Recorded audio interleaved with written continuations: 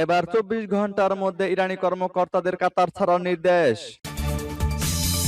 আরো বিস্তারিত জানিয়ে দিব। এদিকে মধ্যপ্রাচ্যে বেড়ে চলেছে যুদ্ধের ভয়াবহতা, দাবি রিপোর্টে। এবার ইরানের হামলায় মার্কিন সর্বাধুনিক F-35 যুদ্ধ বিমান ক্ষতিগ্রস্ত। এদিকে জ্বালানি অবকাঠামোতে ফের হামলা হলে বিন্দুমাত্র সংযম দেখাবে না তেহরান। আরো জানিয়ে দিব। এবার হরমুজ প্রণালীর কাছে জাহাজে হামলা, দাবি রিপোর্টে। এদিকে সৌদি আরব আমিরাত, কাতার সহ উপসাগরীয় দেশগুলোতে রাতভর ক্ষেপণাস্ত্র ও ড্রোন হামলা। এবার কাতারের গ্যাস ক্ষেত্রে হামলা ইরানের, বিশ্ববাজারে তেল ও গ্যাসের দামে ঊর্ধ্বগতি। এবং সর্বশেষে জানিয়ে দিব। এদিকে জনসমক্ষে দেখা যাচ্ছে না নেতানিয়াহুকে, জনরোষ বাড়ছে তেল আবিবে। শুনছিলেন সংবাদ শিরোনাম, এখন বিস্তারিত। তবে তার আগে অনুরোধ থাকবে, এই ভিডিওতে একটি লাইক দিন এবং কমেন্টস করে জানিয়ে দিন আপনি কোন জেলা থেকে বা কোথায় থেকে আমাদের সাথে যুক্ত রয়েছেন। এবং সংবাদের সর্বশেষ গুরুত্বপূর্ণ আপডেট পেতে চ্যানেলটি সাবস্ক্রাইব করে আমাদের সঙ্গে থাকুন। এবার 24 ঘন্টার মধ্যে ইরানি কর্মকর্তাদের কাতার ছাড়ার নির্দেশ। কাতার থেকে সরে যাওয়ার নির্দেশ দেওয়া হয়েছে দেশটিতে অবস্থিত ইরানি সামরিক ও নিরাপত্তা কর্মকর্তাদের। দেশটির প্রাকৃতিক গ্যাসের শোধনাগারে হামলার পর বুধবার আসে এই নির্দেশনা। খবর ফ্রান্স 24 এর। আগামী 24 ঘন্টার মধ্যে ইরানি কর্মকর্তাদের দেশ ত্যাগের জন্য আহ্বান জানিয়েছে কাতারের পররাষ্ট্র মন্ত্রণালয়। সামাজিক মাধ্যমে দেওয়া এক পোস্টে কাতারের অবস্থিত ইরানের দূতাবাসের সামরিক ও নিরাপত্তা বিষয়ক কর্মকর্তা ও সংশ্লিষ্ট ব্যক্তিদের অবাঞ্ছিত ঘোষণা করে কর্তৃপক্ষ। ইরানের হামলায় কাতারের প্রাকৃতিক গ্যাসের শোধনাগার ব্যাপক ক্ষয়ক্ষতির সম্মুখীন হয়। যুদ্ধ পরিস্থিতি এড়াতে এ পদক্ষেপ নিয়েছে দেশটি। এদিকে মধ্যপ্রাচ্যে বেড়ে চলেছে যুদ্ধের ভয়াবহতা, দাবি রিপোর্টে। ইরানে ইসরায়েল এবং যুক্তরাষ্ট্রের ব্যাপক বোমা বর্ষণ এবং পাল্টা জবাবে ইরান ও ইরান সমর্থিত গোষ্ঠীগুলোর ক্ষেপণাস্ত্র ড্রোন হামলায় মধ্যপ্রাচ্যে যুদ্ধ ছড়িয়ে পড়েছে। বিভিন্ন ছবিতে ফুটে উঠেছে এ যুদ্ধের ভয়াবহতা এবং নিহত ইরানি শীর্ষ নেতাদের জানাজায় শোকার্ত মানুষের বাঁধভাঙা উপস্থিতির দৃশ্য। এমনই কিছু ছবি নিয়ে আজকের গল্প। ইসরায়েল অধিকৃত পশ্চিম তীরের হেব্রন শহরের কাছে বেইত আওয়া এলাকায় ক্ষেপণাস্ত্র হামলার পর ক্ষতিগ্রস্ত একটি বাড়ি পরিদর্শন করেছেন ফিলিস্তিনি বেসামরিক প্রতিরক্ষা বাহিনীর একজন কর্মী। এদিকে ইসরায়েলি হামলায় নিহত ইরানের নিরাপত্তা প্রধান আলী লারিজানির ও বাসিস ফোর্সের প্রধান গোলাম রেজা সুলাইমানির জানাজায় অংশ নেন শোকার্ত ইরানিরা। এ সময় অনেকের হাতেই ইরানের নিহত শীর্ষস্থানীয় নেতাদের ছবি দেখা যায়। ইরানের নিরাপত্তা প্রধান আলী লারিজানি ও ইসলামিক রেভলিউশনারি গার্ড কোরের অধীন বাসিস বাহিনীর কমান্ডার গোলাম রেজা সুলাইমানির জানাজায় অংশ নেন হাজারো মানুষ। এ সময় শোকাহত এক ব্যক্তি একটি কফিন স্পর্শ করেন। এবার ইরানের হামলায় মার্কিন সর্বাধুনিক F-35 যুদ্ধ বিমান ক্ষতিগ্রস্ত। মধ্যপ্রাচ্যে যুক্তরাষ্ট্রের একটি বিমান ঘাঁটিতে জরুরি অবতরণ করেছে মার্কিন সামরিক বাহিনীর একটি সর্বাধুনিক F-35 যুদ্ধ বিমান। ইরানের বিমান বিধ্বংসী গোলার আঘাতে এটি ক্ষতিগ্রস্ত হয়েছে বলে ধারণা করা হচ্ছে। এই ঘটনার বিষয়ে অবগত দুটি সূত্রে বরাতে এ তথ্য জানা গেছে। যুক্তরাষ্ট্রের সামরিক বাহিনীর সেন্ট্রাল কমান্ডের মুখপাত্র ক্যাপ্টেন টিম হকিন্স বলেন, রাডার ফাঁকি দিতে সক্ষম পঞ্চম প্রজন্মের এই যুদ্ধ বিমান ইরানের বিরুদ্ধে একটি অভিযানে অংশ নেওয়ার সময় জরুরি অবতরণ করতে বাধ্য হয়। টিম হকিন্স আরো বলেন, যুদ্ধ বিমানটি নিরাপদে অবতরণ করেছে এবং পাইলটের অবস্থা স্থিতিশীল। এ ঘটনার তদন্ত চলছে। গত 28শে ফেব্রুয়ারি শুরু হওয়া এই যুদ্ধে এই প্রথম ইরান কোনো মার্কিন যুদ্ধ বিমানকে আঘাত করতে সক্ষম হলো। চলমান এই সংঘাতের ময়দানে যুক্তরাষ্ট্র ও ইসরায়েল উভয় দেশই F-35 ব্যবহার করছে। এসব যুদ্ধ বিমানের এক একটির নির্মাণে ব্যয় হয় $10 কোটি বেশি। এমন এক সময়ে সর্বাধুনিক যুদ্ধ বিমানের এই জরুরি অবতরণের ঘটনা ঘটল যখন মার্কিন ঊর্ধ্বতন কর্মকর্তারা ইরানের বিরুদ্ধে তাদের অভিযানে ব্যাপক সাফল্যের দাবি করে আসছেন। এদিকে জ্বালানি অবকাঠামোতে ফের হামলা হলে বিন্দুমাত্র সংযম দেখাবে না তেহরান। ইসরায়েল, যুক্তরাষ্ট্র ও উপসাগরীয় অঞ্চলের মার্কিন মিত্র দেশগুলোকে হুঁশিয়ারি দিয়েছেন ইরানের পররাষ্ট্রমন্ত্রী আব্বাস আরাঘচি।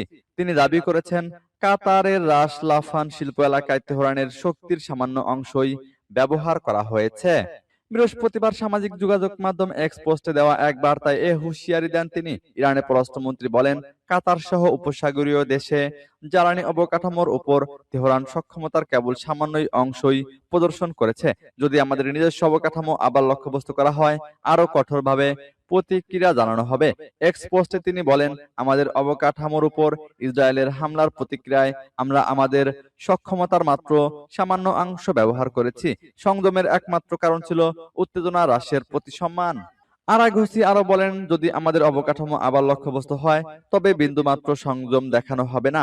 চলমান মধ্যপ্রাচ্য যুদ্ধে বুধবার ইরানের বুশেহর অঞ্চলে আসালুয়েহ বন্দরের উপকূলে সাউথ পার্স গ্যাস ক্ষেত্রে হামলা চালায় ইসরায়েল। তেল আবিবে হামলার পাল্টা পদক্ষেপ হিসেবে ইউরোপীয় দেশগুলোর গ্যাস ক্ষেত্র লক্ষ্যবস্তু করে তেহরান।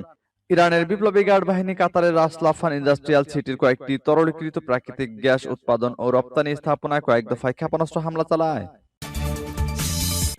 এবার হরমুজ প্রণালীর কাছে জাহাজে হামলা দাবি রিপোর্টে। সংযুক্ত আরব আমিরাত উপকূলে একটি জাহাজে হামলার পর সেটিতে আগুন ধরে গেছে। বৃহস্পতিবার ভোরে এই হামলার ঘটনা ঘটে। যুক্তরাজ্যের মেরিটাইম ট্রেড অপারেশনস এ তথ্য নিশ্চিত করেছে। সংস্থাটি জানিয়েছে, জাহাজটিতে অজ্ঞাত একটি বস্তু আঘাত হেনেছে। এতে সেখানে অগ্নিকাণ্ড ঘটেছে। ইউকে এমটিওর পক্ষ থেকে আরো জানানো হয়, হামলার শিকার জাহাজটি আরব আমিরাতের খোরফাক্কান উপকূলের কাছে হরমুজ প্রণালীর প্রবেশমুখী অবস্থান করছিল। উল্লেখ্য, গত 28শে ফেব্রুয়ারি যুক্তরাষ্ট্র ও দখলদার ইসরায়েল যৌথভাবে ইরানে হামলা শুরু করে। এরপর থেকে অবিরত হামলা চালিয়ে যাচ্ছে তারা। ইরানও তাৎক্ষণিকভাবে পাল্টা জবাব দিতে শুরু করে। এর জেরে দখলদার ইসরায়েল ও মধ্যপ্রাচ্যের বিভিন্ন দেশে অবস্থিত মার্কিন সামরিক ঘাঁটি ও স্থাপনায় হামলা চালাচ্ছে তেহরান। এসব হামলায় ড্রোন ও ব্যালিস্টিক ক্ষেপণাস্ত্র ব্যবহার করেছে ইরান। এতে গোটা মধ্যপ্রাচ্য অগ্নিগর্ভে পরিণত হয়েছে। যুদ্ধের শুরু থেকেই বিশ্ব জ্বালানি তেল বাণিজ্যের অন্যতম গুরুত্বপূর্ণ পথ হরমুজ প্রণালী বন্ধ করে দেয় ইরান। রিপোর্ট লেখা পর্যন্ত ওই অঞ্চলে 20টিরও বেশি জাহাজে হামলার ঘটনা ঘটেছে। সূত্র দ্য গার্ডিয়ানের। এদিকে সৌদি ও কাতার সহ উপসাগরীয় দেশগুলোতে রাতভর ক্ষেপণাস্ত্র ও ড্রোন হামলা। সৌদি আরব, কাতার এবং সংযুক্ত আরব আমিরাত সহ উপসাগরীয় দেশগুলোতে রাতভর হামলার খবর পাওয়া গেছে। বুধবার রাত থেকে এখন পর্যন্ত সৌদি আরবে সবচেয়ে বেশি হামলার ঘটনা ঘটেছে। সৌদি প্রতিরক্ষা মন্ত্রণালয় জানিয়েছে, রাজধানী রিয়াদ এবং দেশের পূর্বাঞ্চলীয় এলাকা জুড়ে 17টি ড্রোন এবং 2টি ব্যালিস্টিক মিসাইল ভূপাতিত করা হয়েছে। কাতারের রাস লাফান জ্বালানি কমপ্লেক্সে বৃহস্পতিবার ভোরেও হামলা চালানো হয়েছে। এতে ক্ষয়ক্ষতির খবর পাওয়া গেলেও কোনো হতাহতের ঘটনা ঘটেনি। সংযুক্ত আরব আমিরাত কর্তৃপক্ষ জানিয়েছে যে তাদের আকাশ প্রতিরক্ষা ব্যবস্থা ব্যালিস্টিক মিসাইলগুলো প্রতিহত করছে এবং আকাশে থাকা যুদ্ধ বিমানগুলো ড্রোন ধ্বংসের কাজ চালিয়ে যাচ্ছে।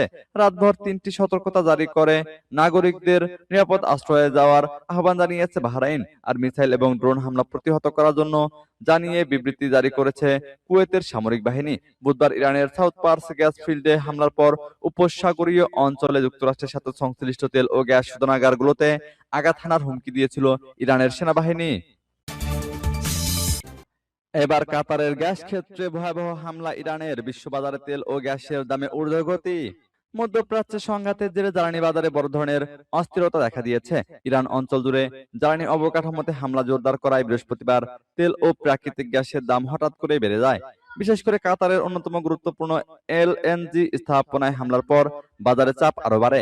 খবর সিএনএন এর।